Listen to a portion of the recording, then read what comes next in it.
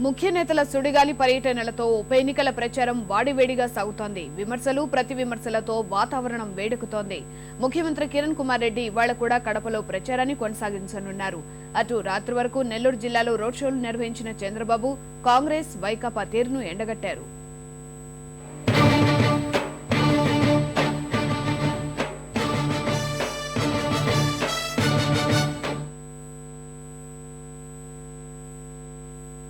ఉప ఎన్నికల్ని ప్రతిష్టాత్మకంగా తీసుకున్న ప్రధాన పార్టీలు పోటాపోటీగా ప్రచారం నిర్వహిస్తున్నాయి. ప్రచార బరిలోకి దిగిన ముఖ్య నేతలు పార్టీ శ్రేణులకు దిశానిర్దేశం చేస్తూ ముందుకు వెళుతున్నారు. నిన్న కడప జిల్లా రాయచోటి నియోజకవర్గంలోని లక్కిరెడ్డిపల్లిలో కాంగ్రెస్ కమిటీ సమావేశంలో పాల్గొన్న ముఖ్యమంత్రి కిరణ్ కుమార్ రెడ్డి జగన్ పై విమర్శలు కొనసాగిస్తూ కార్యకర్తల్లో ఉత్తేజం నింపేందుకు ప్రయత్నించారు. అనంతరం సొంత మండలం కలికిరికి హెలికాప్టర్లో వెళ్లిన సీఎం ఇవాళ కడప జిల్లాలోని చిట్వేలి, సుండుపల్లి మండలాల్లో పర్యటిస్తారు. పార్టీకి వ్యతిరేకంగా వచ్చినా కూడా, మీరు అనుకున్న క్యాండిడేట్ కు వ్యతిరేకంగా వచ్చినా కూడా మీరు పార్టీకే చేయాలి. ఇంకొక సమయంలో వేరే రూపంలో ఆయనకు మనము మేలు చేయొచ్చు మన క్యాండిడేట్ కని స్పష్టంగా రాజశేఖర రెడ్డి గారు ముఖ్యమంత్రి రెండోసారి అయిన రోజు ఈ వ్యాఖ్య చేశారు.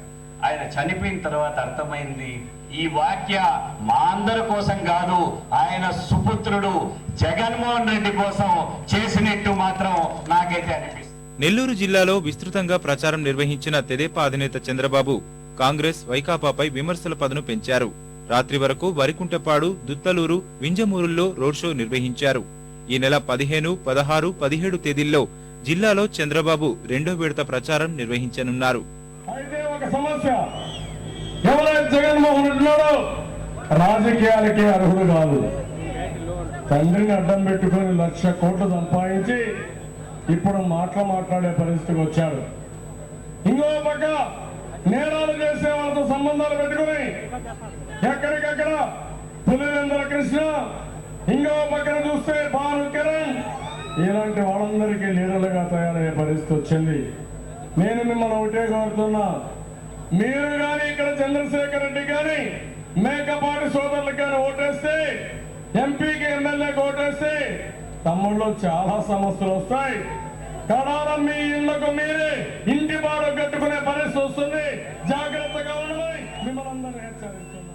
గుంటూరు జిల్లాలోనూ ఉపవేడి మొదలైంది. ప్రతిపాడు, మాచర్ల ఉప ఎన్నికలు ప్రధాన పార్టీలకు పరీక్షగా మారాయి. అన్ని పార్టీలు సీనియర్ నేతలకు బాధ్యతలు అప్పగించాయి. నాయకులంతా జిల్లాలో విస్తృతంగా పర్యటిస్తూ గెలుపు వ్యూహాల్లో తలమునకలవుతున్నారు.